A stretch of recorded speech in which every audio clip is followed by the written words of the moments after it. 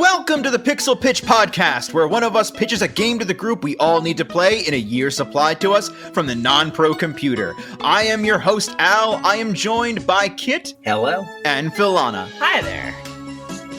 So let's go over to the non-pro computer and see what year in gaming we are going to cover today.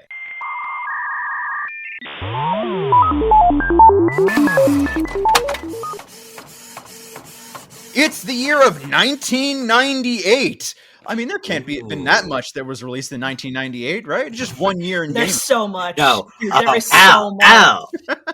Sonic and Resident Evil 2. Pokemon Red and Blue, Fallout 2. Oh. Yeah. Oh God. There is genuinely too much in the year of 1998. Like we could build an entire show just out of the year of 1998, apparently, as like it's the release of Baldur's Gate and my favorite game of all time, The Legend of Zelda: Ocarina of Time. But we have to pick something out of this. You want to know what came out that year, though? Spyro the Dragon. Oh, I've actually never played Spyro the Dragon. Really? I have not touched it since I was a kid. It's a video game for everybody. It really is. I know yeah. It's another one of those. It's very of the time where it's a 3D collectathon sort of thing. Oh, like a Donkey Kong Banjo-Kazooie thing. You know, the developers actually were playing a lot of Mario 64 when they were making it. So they really wanted to do something like that where it was fun to explore and just putter around. That doesn't surprise me. This is we're still in the middle of the mascot craze, aren't we, at this point? Oh yeah. Oh, very much. And I mean, very much so. Spyro the Dragon is very much of that age too, where he's this cute little purple dude with attitude. He's this, Bart Simpson sort of character. See, that was the thing that I liked about Spyro because I mean, I love Sonic. I love Sonic to death. I loved especially the cartoons and the kind of snarky, sassy personality we got with that. And what I loved about the concept of Spyro as a kid was that he kind of was that before Sonic fully got that in the games. So I love that sarcastic, cool guy, mascot-y kind of character. And he's full on cartoon with it. There will be bits in the first game where you'll have him go up to one of the older dragons, and the older dragon's just well, Sonny, let me tell you a story. And he just goes, no thanks. Bye. Was Spyro going okay boomer before the memes? he was the original.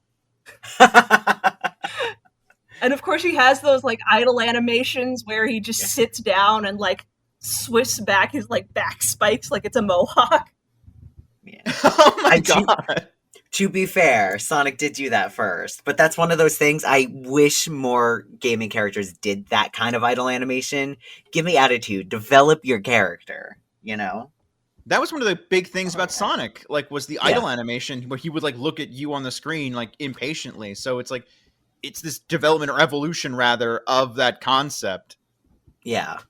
No, yeah, and Spyro is full of all those really sweet little touches like that, where he'll just sit down and do a little yawn, or his pal Sparks the Dragonfly will zoom into the camera and look at you, and you actually get to see his face. Aww. I'll be honest, my only experience scary bug face. I'll be honest, my only experience with the franchise was probably the commercials with the sheep. Try and talk you down from liking Spyro with it sets people on fire, he's a dragon, bro, don't buy this game. I didn't know that was a thing. That's so cool. It's like those Chick-fil-A commercials that are eat more chicken. Full disclosure, I was 3 years old when this game came out. And also I lived in Mexico. Oh, that's fair. Oh. Both of those things. Any of those commercials. How old were you at this point, Kit? I was 5. Oh, okay. So I was So watching Nightmare on Elm Street, but I wasn't yet playing video games. yeah, I was 11. So while I had like some level of comprehension of gaming, I certainly didn't have my finger on the pulse of the community, but I was definitely alive and aware enough of like the mascot craze, and I was like I said, I was aware of the commercials and the ad campaigns and like trying to be pitched Spyro. In fact, I'm lying now that I think about it. I have played Spyro one time when I was 11. I was at my uncle's house and he had a copy of Spyro, and I got so lost. I had no idea what I was doing.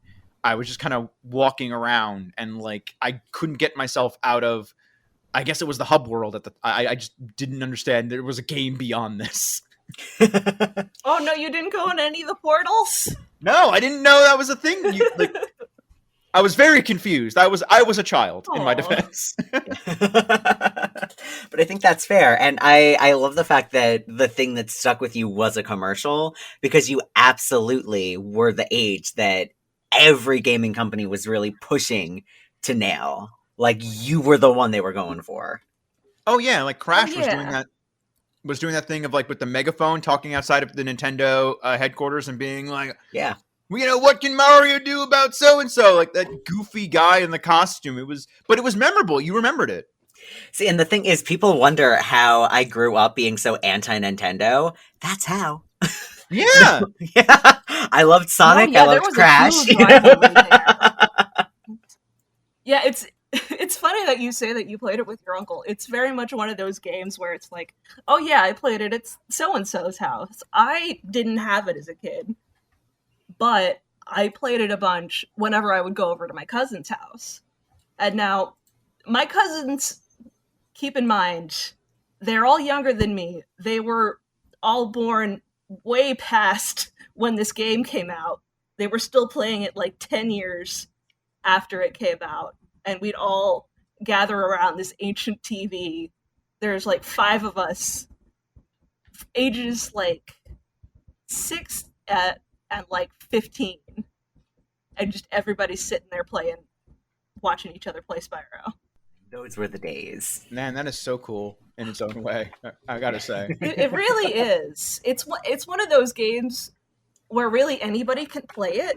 I actually read an article about this where one of the developers got like a letter from like a 60-year-old woman, and she said, "I love this game. I stole it from my grandchildren."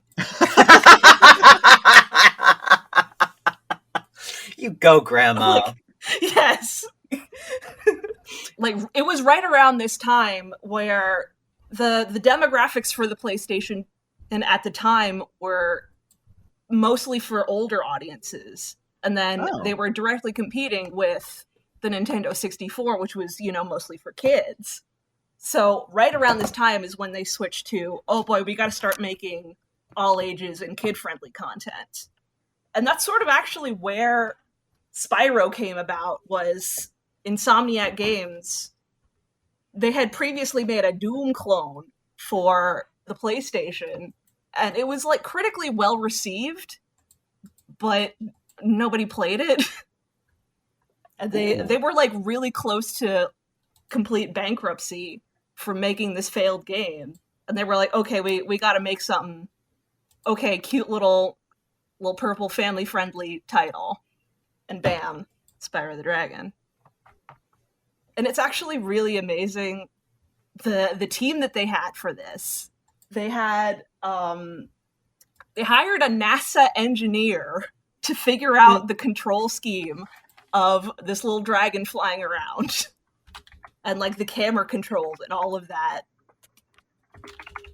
Huh. That's I know. crazy. Because I know, wasn't the guy that did the music for the franchise, wasn't he with Devo? Or am I thinking of someone else? No, He he was No, the that was... percussionist for the Police. Oh, right. Yeah, I'm mixing Stuart up. Copeland. Yeah. That's So an they really amazing kind of got story, us. too. Yeah. What's the story behind that? So, I don't know how they managed to get this, really famous rock star to do this video game. He had never done a video game before. But they hired him on and he would literally just play the game while he was writing the music. And like the musical tracks would sync up with your gameplay. It's really amazing. He would write like 4 songs every day. I mean, Oh my God. He did all 3 games of the original games. Wow. Yes, the absolute madman. No, yeah, that's incredible. So they had a rocket scientist. They had A rocket scientist, a rock star. a rock star. Anyone else we should know about on the Spyro the dev team? Dragon is the voice of Rocco from Rocco's Modern Life. And of course they had voice actor Clancy Brown doing a bunch of the dragons. I mean, Yeah. he's that one voice actor that you know in everything. See, and the thing is, because I recently just kind of like, because a friend of mine got me a copy of Spyro, but I haven't actually sat down and played it. And then we thought, oh, we're going to record this podcast. So I was like, okay, I'll sit a little longer on it. But just popping it in to do like a 15-minute runaround, and you can immediately hear Clancy Brown. No, yeah, you hear Clancy Brown, and the soundtrack itself is so good. Like, Stuart Copeland himself said, this is some of the best work I've ever done. He played it in, like, concerts. He played Spyro music in, like, concert. Because, I mean, it is good shit. It's incredibly great music. I'm really getting like hyped for playing this. I'm like, it sounds like there's so many elements. How could it go wrong? It's bound to be a classic since it already is. But let's convene for right now, and we'll come back when we've all played through the game to whatever extent we feel we want to, and like we'll come back and we'll discuss it. We'll talk about it. How our big feels on Spyro the Dragon. Heck yeah. Our real Spyro the Dragon feels.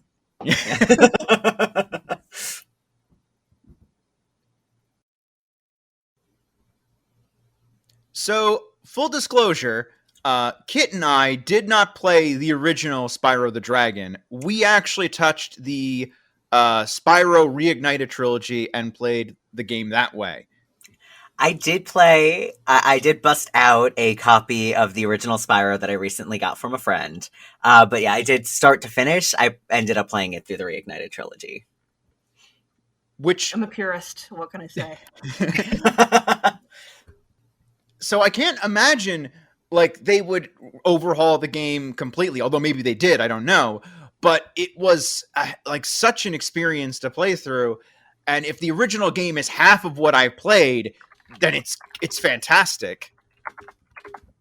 I will say this about the remakes. It has to be easier to control. Because So keep in much mind, easier. This came out before analog sticks were a thing. So you were in this 3D environment with just the D-pad. You could not control your camera. It You're was just actually pressing 4 different easier buttons. sometimes to use the D-pad than it was the control sticks. So that suddenly explains, like, to quote Archer, a whole lot of things just started making sense. Yeah. See, I will say, I feel like the game was buttery smooth with movement.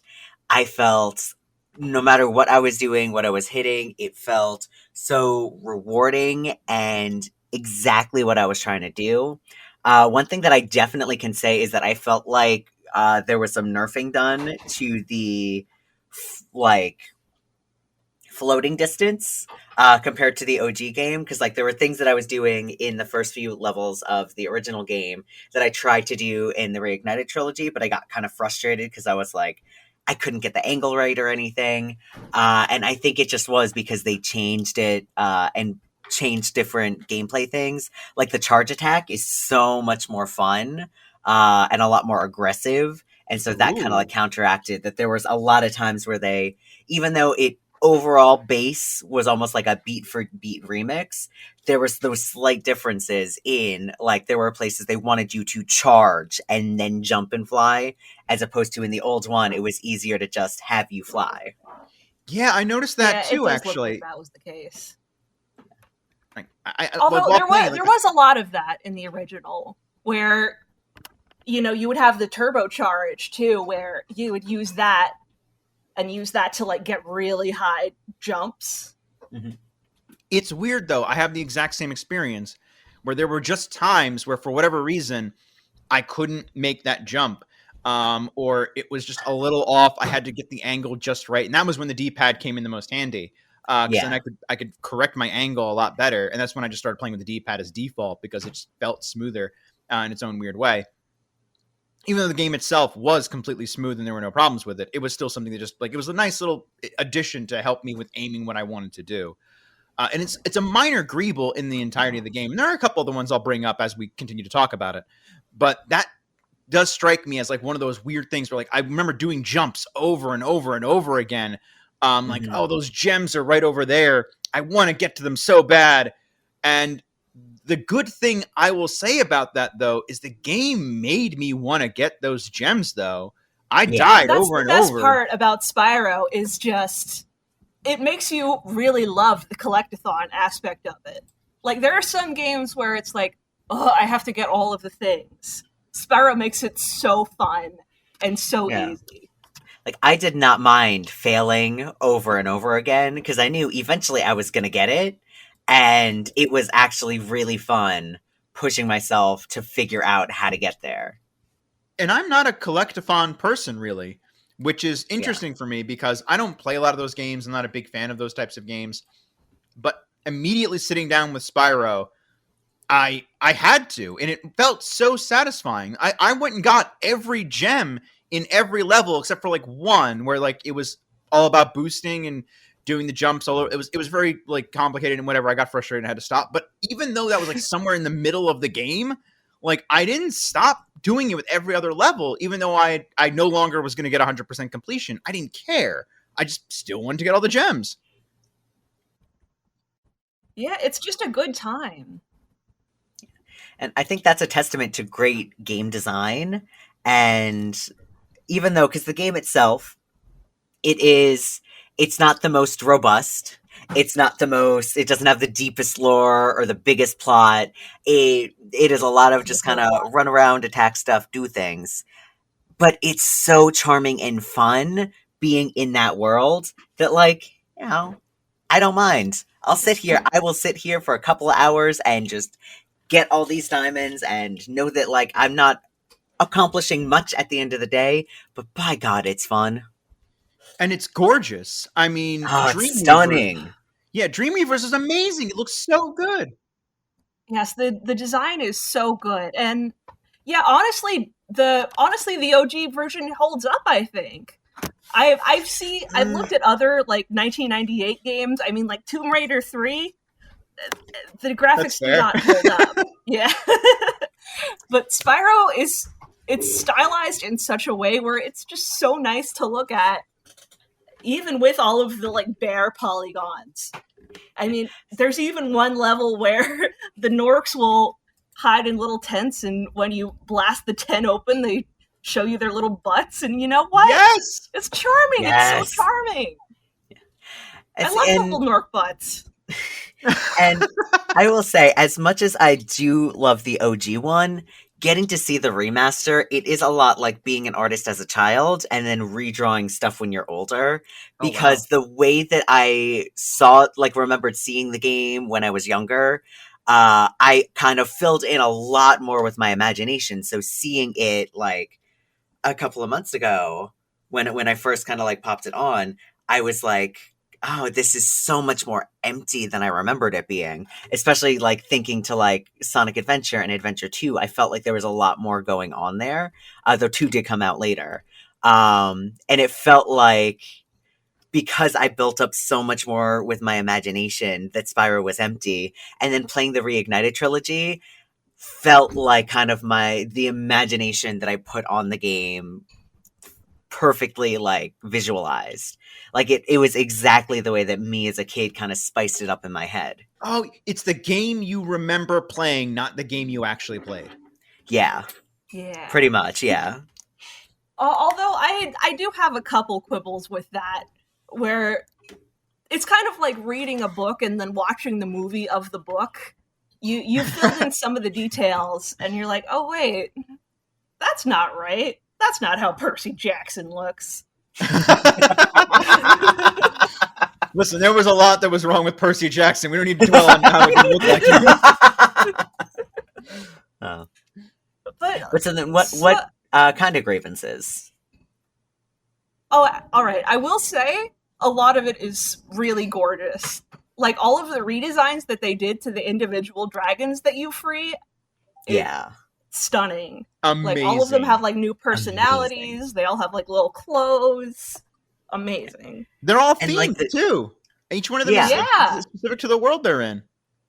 Which I thought was such a great you picked touch. that up a lot more in the Reignited trilogy, where it's like, oh, this is the one with the artisans in it. Oh, I legitimately did not think of that when I was a child.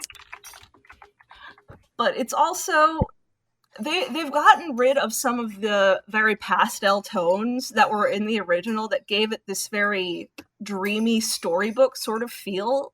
You know, like when you would fall off the world, you would just be gliding softly into the pastel void. And you lose a little bit of that in the new one. Yes. I will say there is definitely more, it feels a lot more cartoony in those moments. Yeah. It's more overtly cartoony. Yeah. Which, I mean, it's not like the original wasn't cartoony. One of the bosses is literally just a sheep in an overcoat. Is it a sheep or a chicken? It's a sheep. Okay. Yeah, he's on little stilts and it has a pumpkin head. Yeah. Oh, yeah. He's in the Reignited trilogy. I will say that's oddly one of the weak spots for me is are the boss fights, actually. Which are fun. Yeah. I agree. I did find some of them kind of tedious. I think the most that feels like a real boss fight is probably Metalhead, like the robot guy. Ooh, yeah, I would agree with that. Yeah, and that one works really well. My favorite was always Dr. Shemp. Oh, the witch doctor? He's the one. Yeah, the witch doctor guy. You just gotta chase him around. Yeah.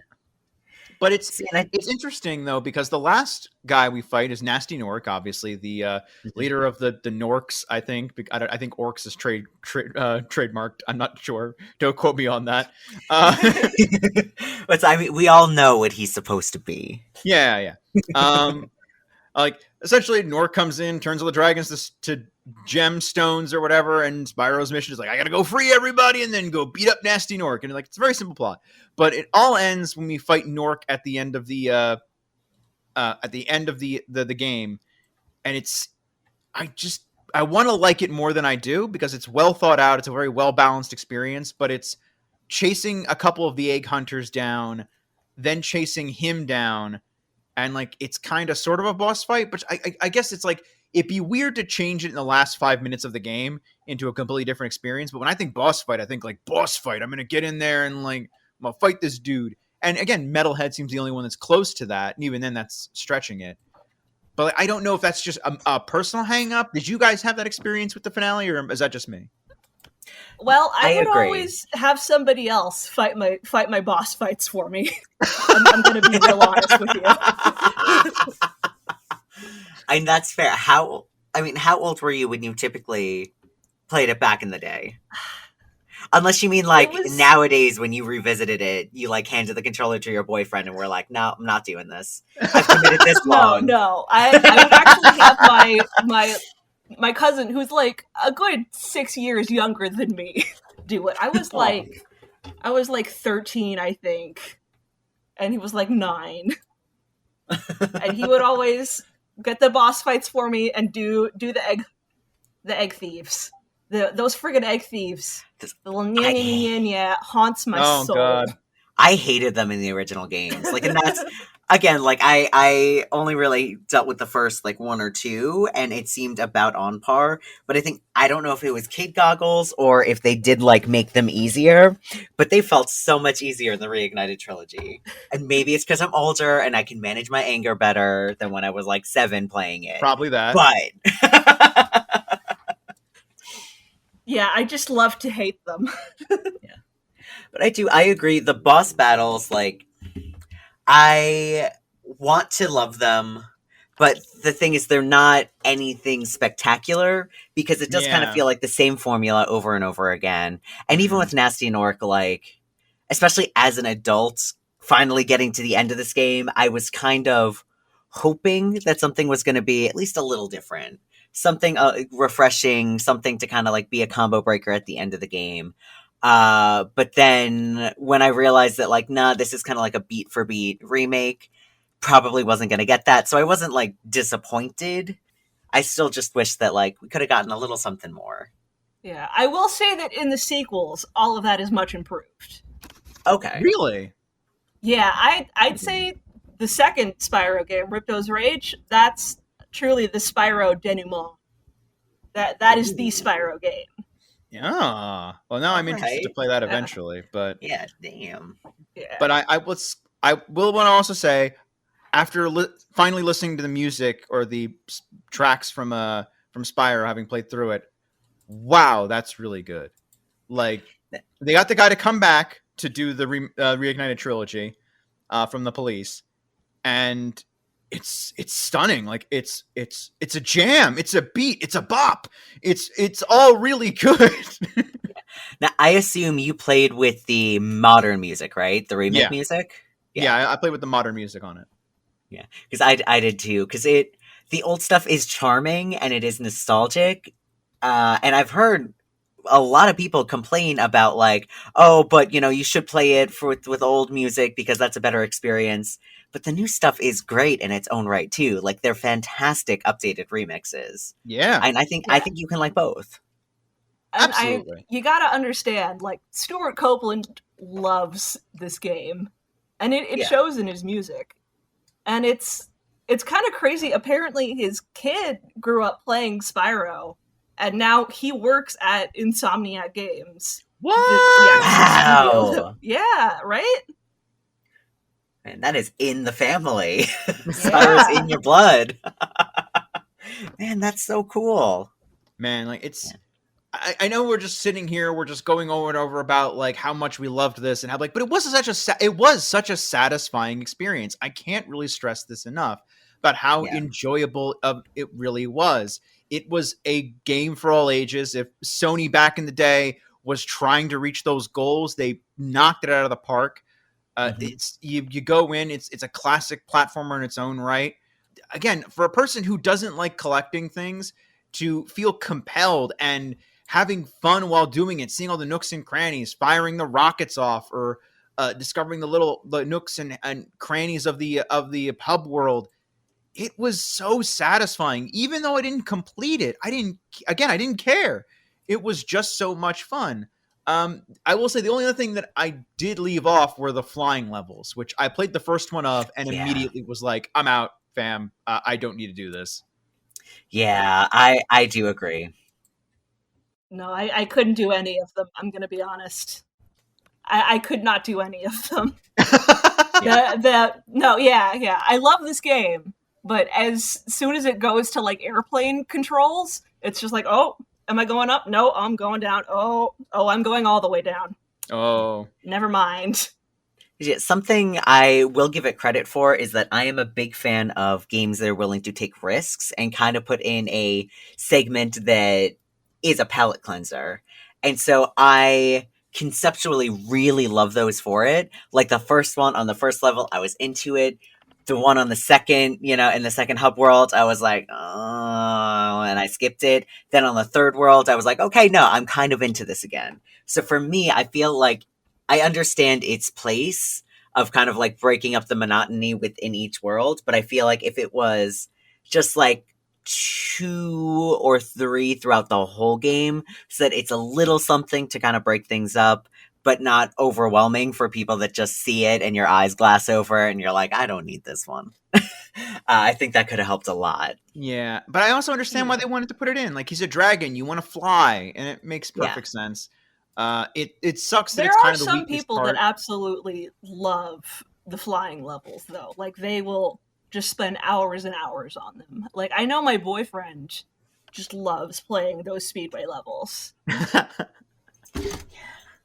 I mean, props to him, because that is the first person I've heard of. I know they exist, but I've never been like within this many degrees of one.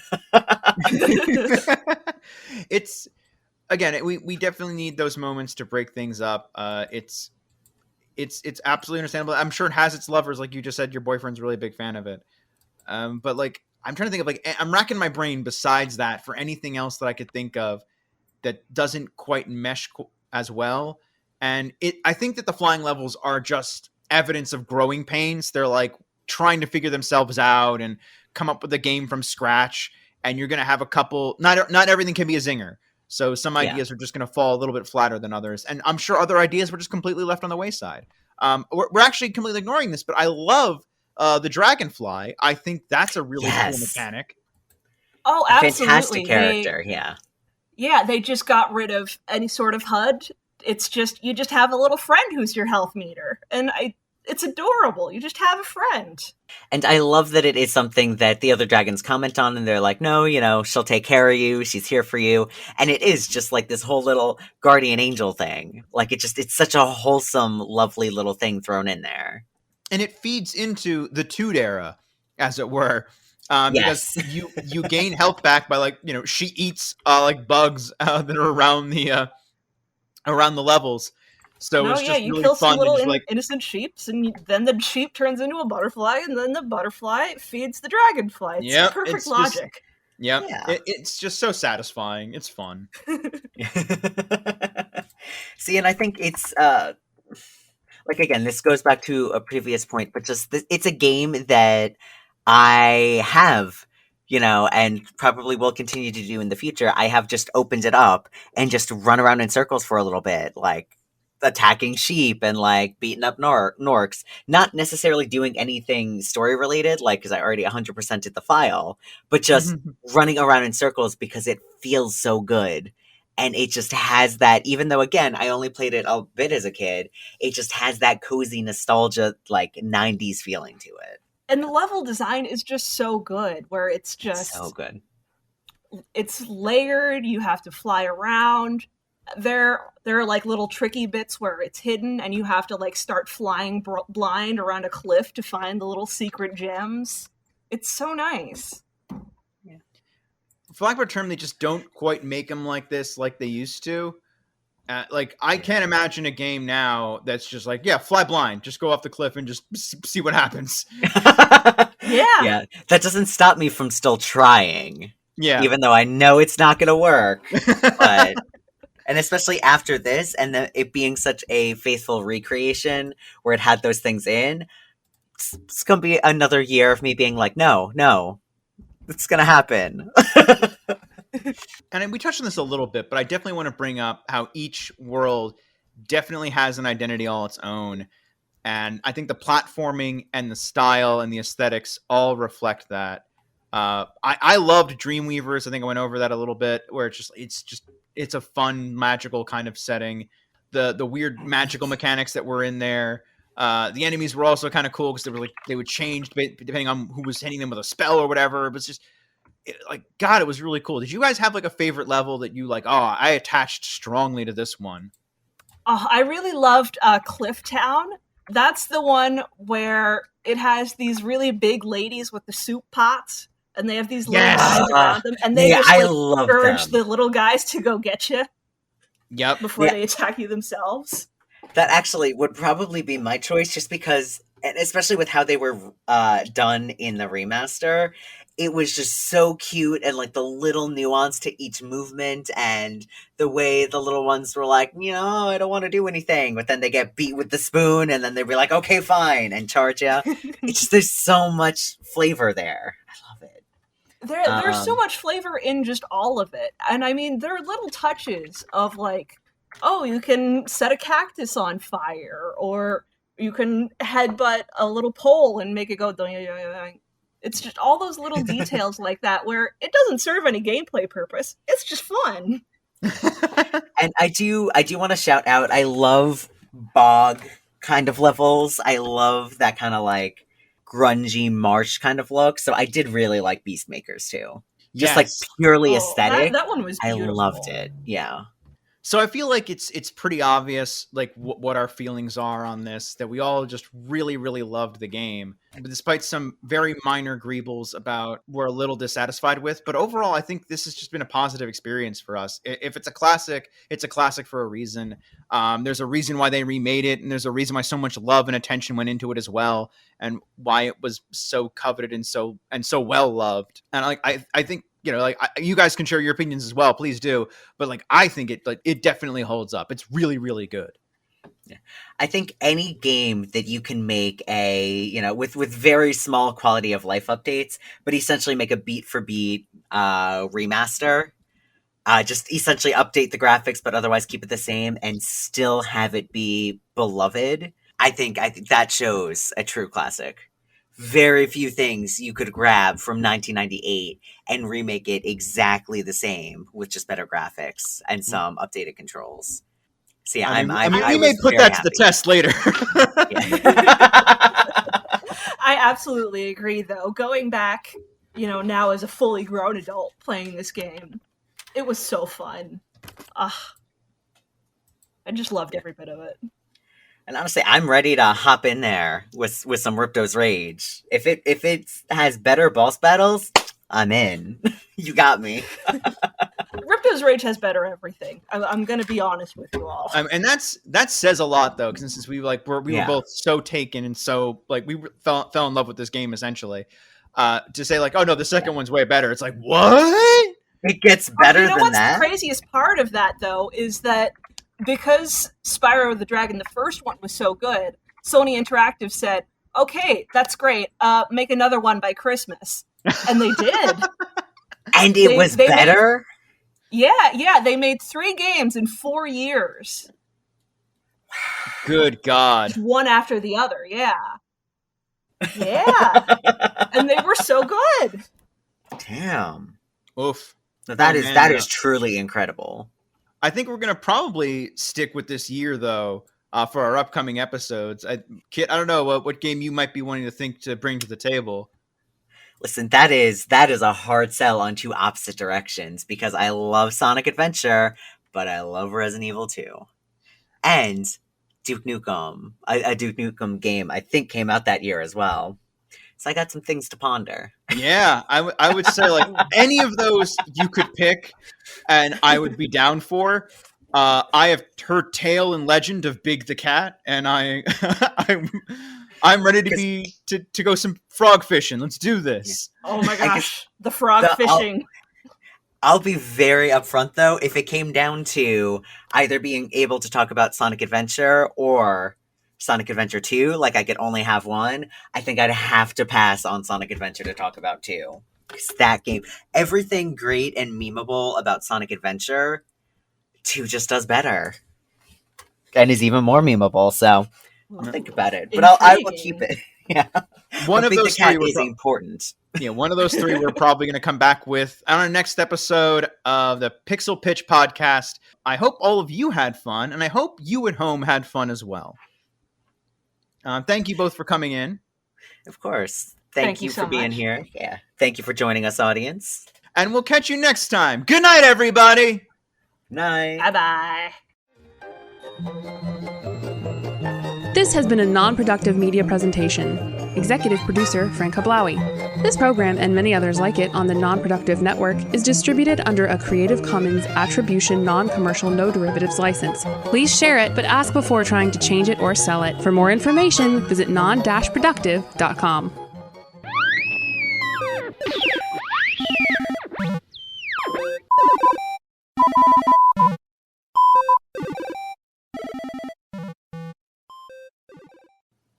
You know what? You know what came out? Sonic the Spyro the Dragon. Sonic's contagious. All right, hold on. All right, let's give some. Let's do that again. Yep. Oh, I flubbed it. Yep. Give us It's my 10 seconds. fault. Give us 10 seconds to restart, then come in again.